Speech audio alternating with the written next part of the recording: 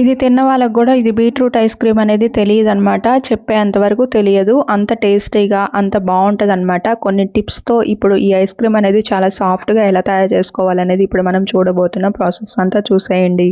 ఇప్పుడు కొంచెం పాలు తీసుకొని ఆ పాలల్లో కార్న్ ఫ్లోర్ 1 స్పూన్ వేసేసుకొని పిండి ముద్దలు ఏమి లేకుండా మొత్తం సాఫ్ట్గా కలిపేసుకొని పక్కన పెట్టుకోవాలి. ఇలా తయారు చేసుకుంటే మనకి ఐస్ క్రీమ్ అనేది కూడా సాఫ్ట్గా వస్తుంది అనమాట. ఇప్పుడు నెక్స్ట్ చూద్దాం. ఈ ఐస్ క్రీమ్కి అయితే ఇక్కడ బీట్రూట్ అయితే మీడియం సైజులో ఉన్నది బీట్రూట్ అయితే తీసుకోవాలి. ఇది నీట్గా పీల్ అప్ చేసేసుకున్న తర్వాత ఇలా ముక్కలుగా కట్ చేసేసుకోవాలి. ముక్కలు కట్ చేసుకోవడం రెడీ అయిపోయాయి కదా. టీ కప్పుడు వాటర్ పోసుకొని ఇలా కుక్కర్లో వేసేసుకున్న తర్వాత ఇలా 3 విజిల్స్ అయితే రానిచ్చుకొని పెట్టుకోవాలన్నమాట. నెక్స్ట్ చూద్దాం. చిక్కటి పాలు ఒక 1/2 లీటర్ అయితే తీసుకోవాలి.